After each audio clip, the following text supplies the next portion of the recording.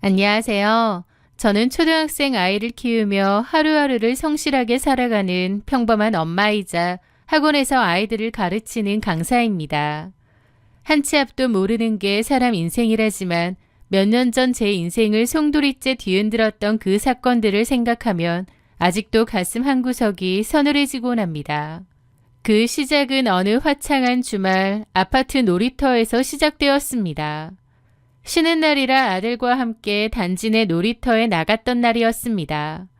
아이들이 노는 모습을 흐뭇하게 바라보고 있는데 갑자기 5살쯤 되어 보이는 사내아이 하나가 얼굴이 새파랗게 질린 채 목을 움켜쥐고 캑캑거리는 모습이 눈에 들어왔어요. 옆에 사탕 봉지가 떨어져 있는 걸 보니 아마 사탕을 먹다가 목에 걸린 모양이었습니다. 주변에 보호자는 안 보였고요. 심각한 상황임을 직감한 저는 단숨에 달려갔습니다. 얘야, 괜찮니? 아줌마 좀 봐. 아이는 이미 숨을 쉬지 못해 눈동자가 위로 뒤집히고 있었습니다. 저는 망설임 없이 아이를 뒤에서 껴안고 명치 끝을 강하게 밀어올리는 하임리히법을 실시했습니다. 출산 전 문화센터 강의에서 배운 적이 있었거든요. 혹시 아이가 목에 무언가 걸리면 해주라고 해서 열심히 익혀뒀었습니다. 저는 아이를 뒤에서 껴안고 강한 압박을 주었고 그 사이 멀리서 전화를 하고 있던 한 여자가 비명을 지르며 뛰어왔습니다. 아이의 엄마였어요. 아이의 엄마는 어쩔 줄 몰라서 발을 동동 굴리고 있더라고요. 제가 열심히 하임리히법을 시도하니 그제야 아이의 목구멍에서 녹담한 사탕이 툭 하고 튀어나왔습니다. 으앙 하고 아이의 울음 터지는 소리가 들리자 그제야 저도 긴장이 풀려 다리에 힘이 빠지더군요. 진영아, 괜찮아? 아이 엄마는 사시나무 떨듯 떨며 아이를 안아 올렸습니다. 상황을 파악한 그녀는 제 손을 꼭 잡으며 눈물을 쏟아냈습니다. 세상에, 이렇게 감사할 때가. 정말 감사합니다. 제가 전화를 받느라 잠시 눈을 뜬 사이에 정말 감사해요. 아니에요. 저도 배운 지 좀 오래돼서 걱정했는데 사탕이 나와서 다행이에요. 정말 감사합니다. 도와주시지 않았다면 정말 큰일 날 뻔했어요. 정말 생명의 은인이세요. 아이 엄마는 눈물을 흘리며 제 손을 잡고 연거푸 고마워하더라고요. 그 일을 계기로 그 아이 엄마와 저는 친해지게 되었습니다. 그녀의 이름은 선희 씨였습니다. 같은 아파트 다른 동에 사는 아파트 주민이었죠. 그날 일을 계기로 선희 씨와 저는 급격히 친해졌습니다. 제가 1살 언니였기에 자연스럽게 언니 동생 사이가 되었는데 선희 씨는 틈만 나면 맛있는 반찬을 내서 저희 집 문고리에 걸어두거나 귀한 선물을 보내오곤 했습니다. 선희 씨는 참 선하고 다정한 사람이었어요. 그녀의 남편은 저희 지역에서 꽤 유명한 대형 한정식집을 운영하고 있었죠. 프라이빗 룸이 잘 갖춰져 있어 지역에서는 상견례 장소로 정평이 나 있는 곳이었습니다. 선희 씨와의 인연이 깊어갈수록 제 마음의 짐도 조금씩 털어놓게 되었습니다. 사실 그맘때 저는 집안일로 고민이 많았던 때였거든요. 남편이 잘 다니던 직장을 그만두고 야심차게 개인 사업을 시작했었는데 세상 일이 마음처럼 쉬운가요? 호기롭게 시작했지만 잘 되지 않았고 적자를 면치 못했습니다. 그 전에 남편이 회사를 다닐 때는 저도 맞벌이를 하기 때문에 별로 경제적인 압박이 없었어요.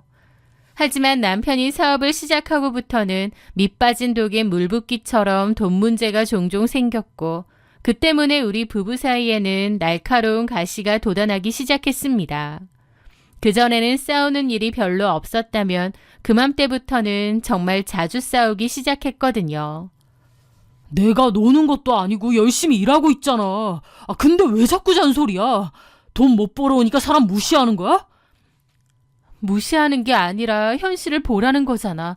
학원비에 대출 이자에 내가 버는 것만으로 한계가 있다고. 회사는 그만뒀고 일단 내 사업을 하고 있잖아. 그럼 좀 믿어줘야 하는 거 아니야? 믿어준 게 지금 3년이 넘었어. 나도 버티는데 한계가 있다고. 차라리 지금이라도 그만두고 직장 다시 알아보는 게 어때? 이제 와서 어떻게 그래? 그리고 당신이 뭘 그렇게 버텼는데? 남편이 뭔가 좀 하려고 하면 아내가 옆에서 지지해주고 붙돋아줘야 되는 거 아니야? 나더러 더 이상 뭘 어쩌라는 거야. 이런 대화가 일상이 되었습니다. 저도 당연히 처음엔 남편을 응원했어요. 하지만 1년, 2년, 3년이 넘어가니 점차 힘들더라고요. 차라리 남편이 손 털고 다시 직장을 알아봤으면 좋겠는데 남편은 그럴 생각이 없었습니다. 남편은 너무 환상을 쫓았고 막연히 잘 될 거라고만 했어요. 현실은 당장 대출이자 내는 것도 허덕허덕한데 말이죠. 경제적인 문제로 남편과 저는 하루가 멀다 하고 부딪혔고 저도 사람이다 보니 어느 순간부터 머릿속으로 이혼 생각을 안 할 수가 없었습니다. 현실적이지 못하고 꿈속에 사는 것 같은 남편에게 책임감이라곤 찾아볼 수 없으니 너무 지쳤거든요. 하지만 아이가 있기 때문에 그런 생각은 머리로만 할 뿐 결코 입 밖으로 내놓지는 않았습니다. 저는 이런 힘든 점을 선희 씨에게 잘 털어놓기도 했죠. 그나마 선희 씨에게 털어놓으면서 마음이 한결 가벼워지기도 했고요. 선희 씨는 자기 일처럼 열심히 들어주고 같이 고민해주고 걱정해 주었습니다. 언니도 고민 많겠다. 사업하는 남자들 자존심 빼면 시체잖아요. 우리도 지금이야 자리 잡았지 초반엔 많이 힘들었거든요. 초반에는 몇 번 문 닫을까 하다가 버티고 버텨서 지금은 이렇게 된 거지. 그랬어? 선희 씨네도? 그럼요. 저희도 초반에 빚도 많이 지고 힘들었어요. 사업이라는 게 또 운이랑 때가 잘 맞아야 되니까. 언니네 남편분 사업도 언제 터질지 몰라요. 터지면 좋겠지만 톡 까놓고 그럴 리 없을 것 같아요. 별로 사업성도 안 좋고. 남편이 사업적 능력이 있는지도 차라리 직장 다닐 때야 일 잘하고 잘 다녔지. 그러게요. 사업 맞는 사람이 있고 직장 맞는 사람이 있는 건데 언니가 고민이 많겠어요. 선희 씨는 진심 어린 위로를 건네주었습니다. 그런 말이라도 좀 주고받으면 마음이 한결 나아졌다가 또 답없는 현실 앞에서 무너지곤 했죠. 게다가 저를 더 힘들게 한 건 갈수록 변하는 남편의 태도였습니다. 갈등이 깊어지다 보니 나중엔 자리를 피하면서 아예 대화 자체를 거부하더라고요.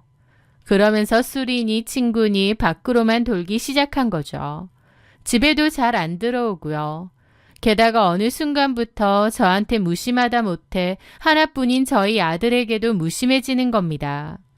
예전엔 그래도 아들은 끔찍해했는데 어느 순간부턴 집에 오면 아들이 인사를 해도 받는 둥 마는 둥 귀찮아하기 시작하는 거예요. 집에 오면 스마트폰만 들여다보거나 피곤하다는 이유로 일찍 잠자리에 들기 일쑤였거든요. 가족들과 아예 대화를 안 하려던 거죠. 저희 아들도 그런 아빠의 모습에 상처를 많이 받았고요. 저는 이 문제를 어떻게 해야 하나 고민이 날로 깊어갔습니다. 나 혼자만 발 동동거리고 남편은 관심도 없어 보여서 더 힘들었죠.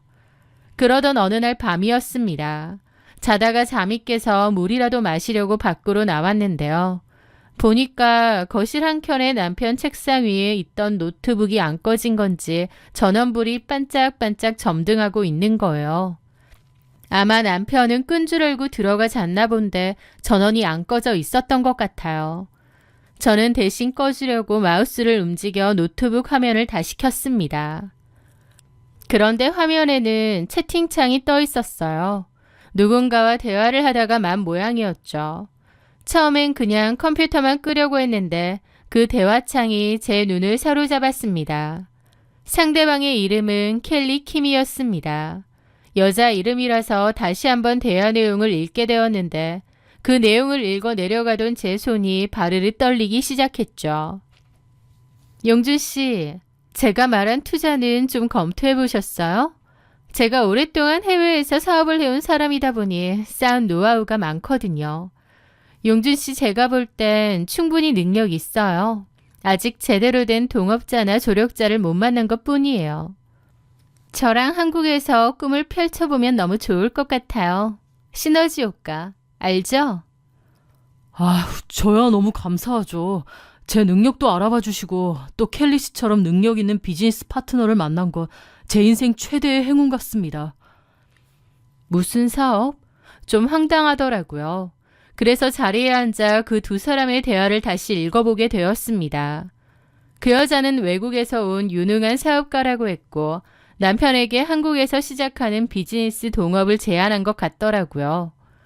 남편이 사업에 관한 조언차 사업자들 관련한 커뮤니티 카페에 가입했다가 만난 것 같았죠.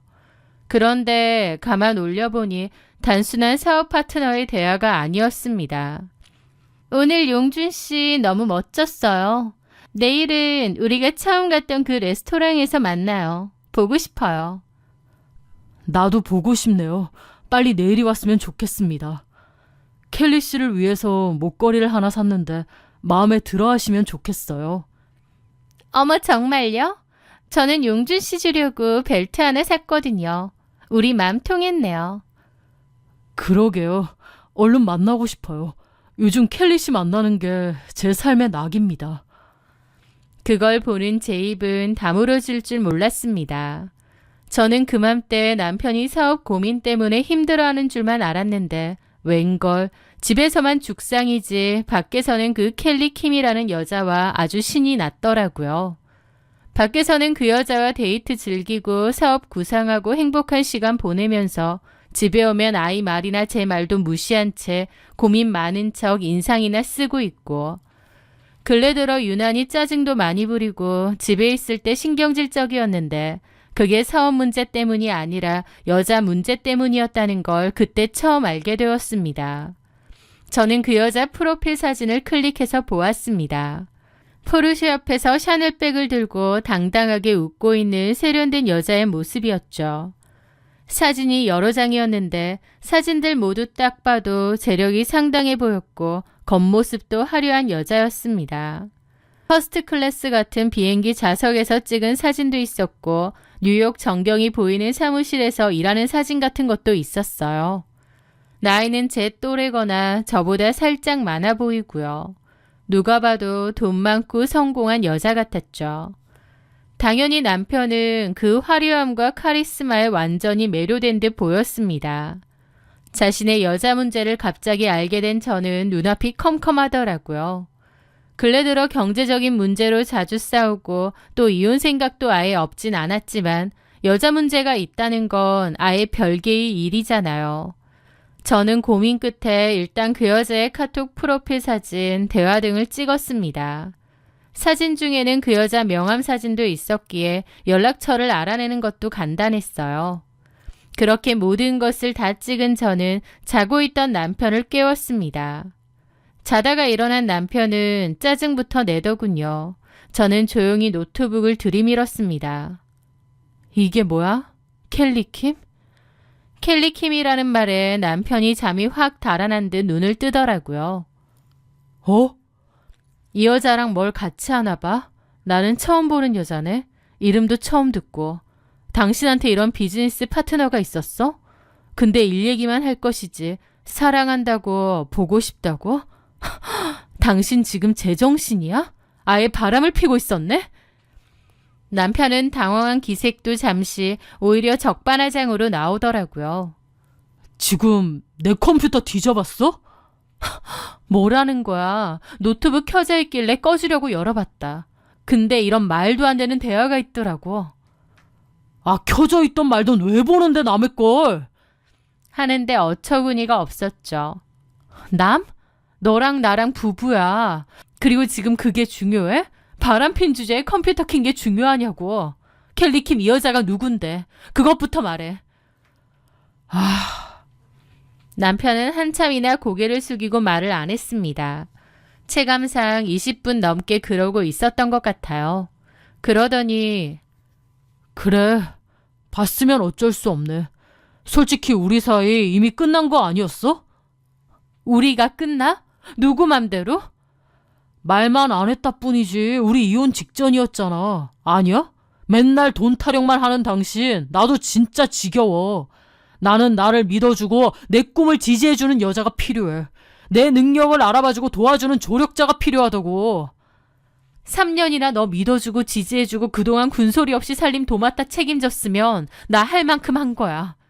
아니, 눈치 줬잖아, 계속. 나를 안 믿어줬잖아. 믿어줘서 당신이 어떻게 했는데. 결국 바람 폈네. 이게 결과야. 당신 믿은 결과. 내가 누구 때문에 이렇게 된 건데. 나 때문이라고? 톡 까놓고 아냐? 내 마음 밖으로 겉돌게 만든 거 당신 탓 아냐. 남편을 무시하고 하찮게 여기니까 내가 결국 밖으로 돈 거라고. 기가 막히고 코가 막혔습니다. 바람은 지가 펴놓고 제 탓이라는 거예요. 진짜 미쳤구나. 그래서 뭐 어쩌자는 거야? 나 솔직히 켈리 사랑해. 남자는 자기 인정해주는 여자에게 모든 걸 다 바칠 수 있거든. 켈리가 그런 여자야. 남편은 이미 제정신이 아니었습니다. 눈이 멀었다는 표현이 딱 맞을 정도로 그 여자에게 푹 빠져 있더라고요. 그 대화방에서도 봤지만 그 여자는 남자에게 맞춰주고 남편이 듣고 싶은 말을 해주는 데는 선수였습니다. 제 남편이 듣고 싶어하는 말을 아주 쏙쏙들이 해주면서 혼을 빼놓더라고요. 거기에 남편도 해벌쭉 신나한 거고요. 미쳤어. 진짜 미쳤어. 그렇게 남편과 저는 한참이나 대화가 없었습니다. 결국 남편은 자리를 떠서 작은 방으로 가버렸어요. 바람핀 주제에 저렇게 뻔뻔하게 나온다고? 저도 억장이 무너지더라고요. 그런데 다음 날 더 어이없는 일이 생겼습니다. 남편은 아예 저에게 이혼을 요구했어요. 저는 아나무인인 남편의 태도에 질려 소리를 질렀죠. 진짜 작작 좀 해. 이혼 얘기는 내가 해야 되는 거 아니야? 그래, 당신이라도 해. 당신도 나랑 정 떨어져서 살기 싫잖아. 이혼 솔직히 생각했잖아. 미친 거 아니야? 나는 경제적인 문제로 이혼 고민했던 거지. 당신이 바람피고 있을 줄은 꿈에도 몰랐어. 나라고 뭐 당신이 좋아서 이렇게 살지 말지 고민해? 우리 준우는 어쩔 거야? 자식 생각은 눈꼽만치도 안 하지. 애가 받을 상처는. 부모가 행복해야 자식도 행복한 거야. 솔직히 당신이랑 나랑 허구한 싸우는 거 준호한테도 결코 좋을 거 없어. 그럼 부모가 갈라서는 건 애한테 좋고? 나 준우한테 그런 말 못해. 어떻게 그런 상처를 줘? 그러자 남편이 눈을 희번뜩 하더라고요. 그래, 내가 말할게. 숨길 필요 뭐 있어? 뭐라고? 남편은 말릴 틈도 없이 방으로 가더니 초등학생 아들을 앞에 앉혔습니다. 저는 기함해서 그만하라고 했죠. 그런데 남편은 말리는 저는 신경도 안 쓰고 아이한테 그러더군요. 준우야, 미안하다. 아빠 진심으로 좋아하는 사람이 생겼어. 엄마보다 더 좋아해. 아빠 이제 그 사람이랑 살고 싶고 엄마랑은 헤어질 생각이야. 미쳤어? 네가 지금은 이해가 안 되지만 나중에 좀 더 크면 이해할 수 있을 거야. 저는 소리를 지르며 남편을 잡아당겼습니다. 아이는 너무 놀라 어버버하다가 충격받은 얼굴로 굵은 눈물을 뚝뚝 흘렸습니다. 저는 미친 사람처럼 남편의 팔을 잡아당기고 울부짖었어요. 이게 뭐 하는 짓이냐고요. 어떻게 자식한테 이럴 수 있는지. 하지만 제가 어쩌든 저를 뿌리치더니 짐까지 싸더라고요. 아이는 이게 무슨 말이냐고 엄마 아빠 이혼하느냐고 묻는 거예요. 저는 아이에게 너무 미안해서 정말 미안하다고 말하고 있는데 그 와중에 남편 놈은 짐 싸서 나가버리기까지 하는 겁니다. 아무리 쓰레기 같은 짓을 해도 자식한테까지 저럴 수 있나요? 남편은 저희 아들에게 씻을 수 없는 상처를 남긴 것이었죠. 저는 그 일로 너무 큰 충격을 받았고 식음을 전폐했습니다. 그러다가 제가 걱정이 되어 찾아온 선희 씨를 붙잡고 오열했어요. 선희 씨는 제 이야기를 듣고 자기 일처럼 광분했습니다. 아니, 언니 남편 진짜 미친 거 아니에요? 어떻게 애한테 그런 소리를 해? 그러니까 아무리 여자한테 미쳤어도 그렇지 어떻게 아들한테 이러냔 말이야. 내가 다 열받네. 언니 남편 진짜 그러는 거 아니에요. 정말 큰 코 다칠 거야. 그리고 그 켈린지 뭔지 아는 여자, 제정신 박힌 여자면 가정 있는 남자를 그렇게 꼬드기겠어요? 미쳐도 단단히 미친년이지. 언니, 제가 도울 수 있는 거 도울게요.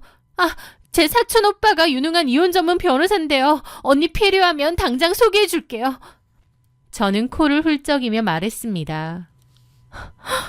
고마워, 선희씨. 근데 나 이혼 안 해줄 거야. 저렇게 나오니까 내가 악에 받쳐서 이혼해주기 싫어. 왜 내가 지들 원하는 대로 해줘야 해? 그럼 상간 소송이라도 하세요. 그 켈리라는 여자한테. 그러려고. 나 그 여자 사진이랑 연락처 다 확보했거든. 선희씨 사촌 오빠한테 상담 한번 받아봐야겠다. 저는 이를 악물었습니다. 제 가정을 파탄내고 아이의 가슴에 대못을 박은 그들에게 저도 고통을 주고 싶었습니다. 켈리 킴에게 상간소송 소장이 전달되자 남편 놈은 미친 듯이 전화를 걸어와 난동을 피우더라고요. 하소지, 너 미쳤어? 이게 무슨 짓이야? 제발 구질구질하게 굴지 말고 그냥 이혼해줘. 네가 원하는 조건 최대한 맞춰줄게. 참나, 내가 원하는 조건 맞춰줘. 웃기지 마. 유책 배우자는 너야. 맞춰주는 게 아니라 내 권리 내가 찾는 거야. 근데 네가 이혼을 원한다면 난 해주기 싫어. 누구 좋으라고. 그럼 상간소송만이라도 취하해줘. 그것도 싫어. 내가 왜? 너 진짜 이럴 거야? 닥쳐. 누가 누구한테 소리를 질러? 진짜. 그러더니 나중에 전화해서는 사정을 하는 겁니다. 상간소송만 취하해달래요. 그러면서 지금 집 제가 가지랍니다. 자기는 소송만 취하해주면 권리를 포기하겠대요. 기가 막혔죠. 그 여자를 지키기 위해 자식도 아내도 그나마 있는 알량한 재산까지도 다 포기하는 겁니다. 하지만 남편이 뭐라든 저는 끝까지 이유는 없다고 버텼어요. 정말 그럴 생각이었습니다. 그런데 저의 굳건한 마음은 선희 씨의 말 한마디로 180도 달라지게 되었습니다. 얼마 뒤 선희 씨가 제가 걱정된다며 밥을 사주겠다고 하더라고요. 그렇게 만나면서 이런저런 얘기를 했고 선희 씨는 그 여자 낯짝이 궁금하다며 사진이 있느냐 하더라고요. 저는 캡처해두었던 켈리 킴의 프로필 사진들까지도 다 보여주었습니다. 이 여자야. 돈이 얼마나 많은지 포르쉐의 명품에 이름도 그렇고 외국에서 살다 온 여자 같은데. 그런데 사진을 가만히 들여다보던 선희 씨의 얼굴이 갑자기 굳어졌습니다. 왜 그래? 선희 씨의 눈동자가 흔들리더니 저를 쳐다보며 믿기지 않는 목소리로 물었습니다. 이 여자가 언니 남편분하고 바람난 상간녀라고요? 왜? 혹시야 너 아는 사람이야? 선희 씨는 놀란 얼굴로 그 이야기를 꺼내기 시작했습니다. 언니, 이 여자 우리 한정식집 최근에 여러 번 왔던 사람이에요. 손님으로?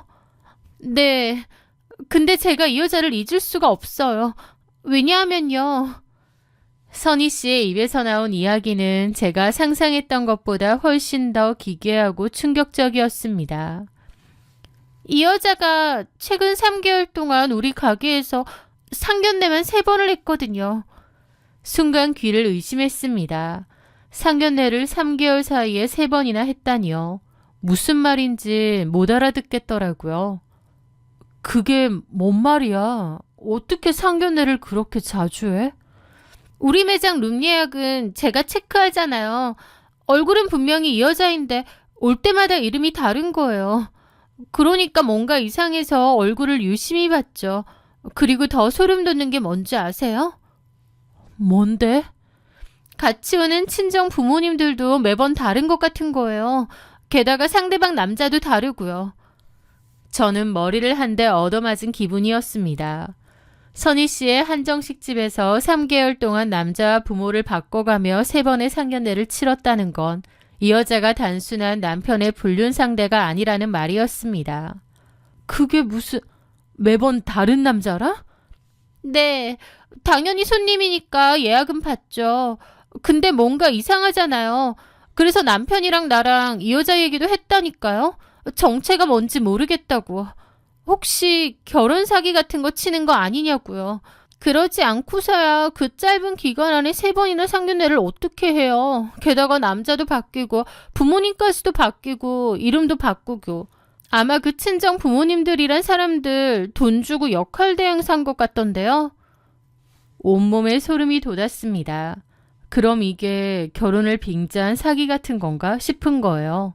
내 남편한테도 그러는 건가 싶고요. 저는 그날 집으로 돌아와 곰곰이 생각에 잠겼습니다. 가만 생각해보니 돈도 많고 화려한 그 여자, 저희 남편에게 무조건적으로 사업 같이 하자, 자기가 다 도와주겠다, 자기 인맥이 대단하다, 도움 줄 수 있다 등등 남편이 홀릴 만한 그럴듯한 말만 골라서 많이 했더라고요. 그때는 경황이 없어서 몰랐는데 사실을 알고 돌이켜보니 제대로 된 증거도 없이 겉으로만 번드르르한 너무 사기꾼의 말 같은 겁니다. 처음엔 남편에게 말을 해줘야 하나 싶기도 했어요. 범죄일지도 모르니까요. 하지만 그 생각은 5초도 안 돼서 접었습니다. 누구 좋으라고 제가 그런 말을 해주겠나요? 여자랑 바람나서 좋다고 처자식 다 버리고 심지어 아들한테 그 상처까지 준 사람인데 제가 왜 진실을 얘기해줘야 하나요? 게다가 말한다 한들 남편이 믿지도 않을 것 같았죠. 그 여자한테 푹 빠졌으니까요. 저는 차가운 비웃음을 흘렸습니다. 그래 이용주, 네가 자식이고 뭐고 다 저버리면서 그 여자한테 푹 빠진 모양인데 어디 잘해봐. 며칠 뒤 저는 남편을 만났습니다. 이혼해주겠다고 했거든요. 짐을 싸서 나간 뒤 일주일 만에 본 남편의 얼굴은 묘하게 들떠 있었습니다. 마음 정했어? 그 모습을 보는데 오히려 우습더라고요. 그래, 이혼해줄게. 대신 내가 원하는 조건 다 맞춰준다고 했지. 그럼 나도 그 정도 양심은 있어. 이 집 남은 대출금 내가 갚을 테니까 명의 내 단독으로 넘겨. 그리고 양육비는 일시불로 계산해서 줘.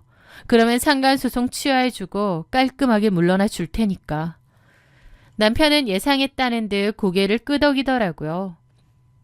그래, 나도 그 정도는 생각했어. 솔직히 엄마 아빠는 소송으로 하라는데. 어머님 아버님도 다 아셔? 근데 소송으로 나랑 다투래? 남편은 헛기침을 하더니 아무 말 않더라고요. 자기 아들이 바람 폈는데도 나랑 재산 분할 양보하지 말라고 한 모양이었습니다.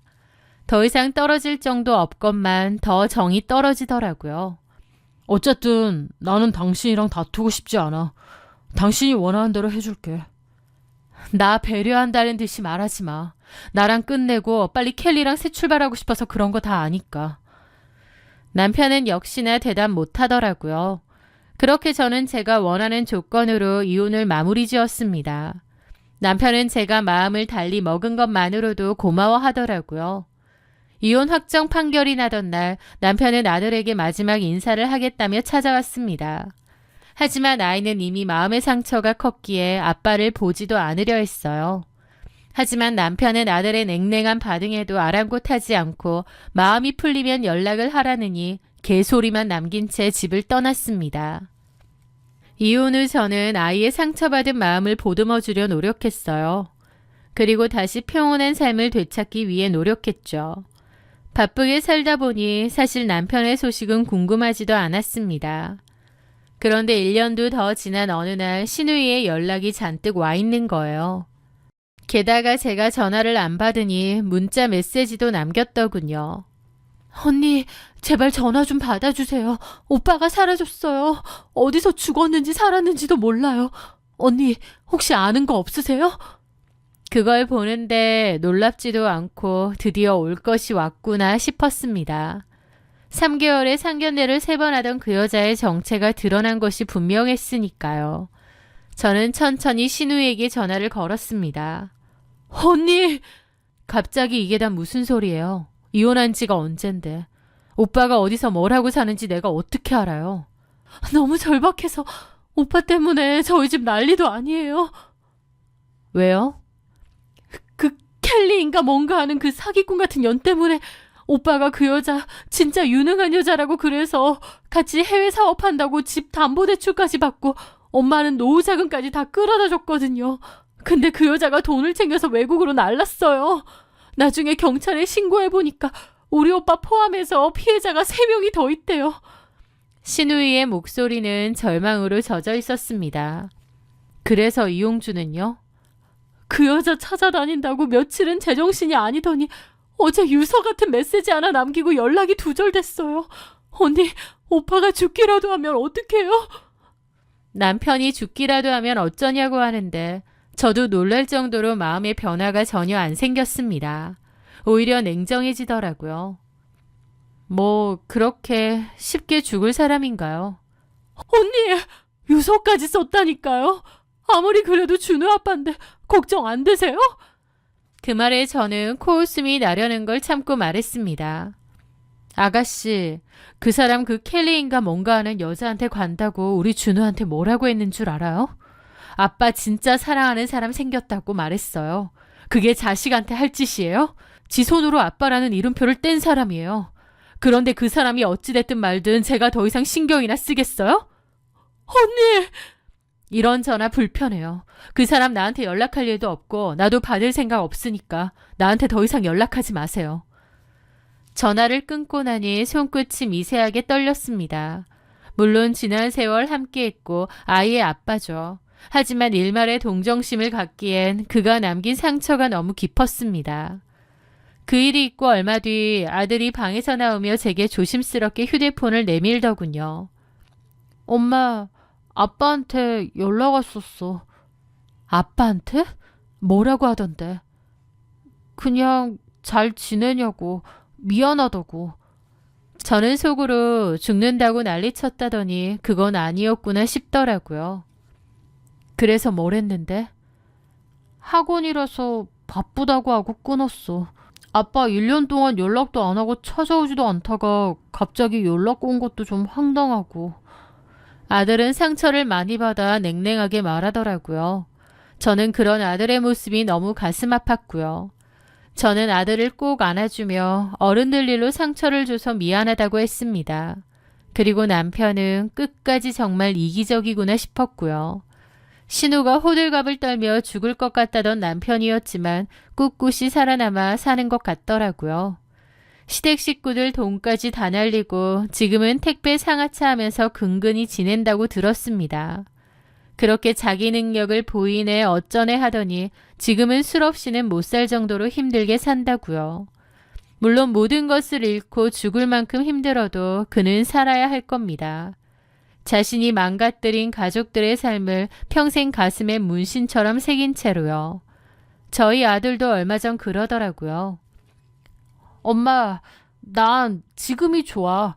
아빠랑 있을 때처럼 눈치 안 봐도 되고 엄마가 웃는 걸 더 많이 볼 수 있으니까 나는 엄마만 있으면 돼.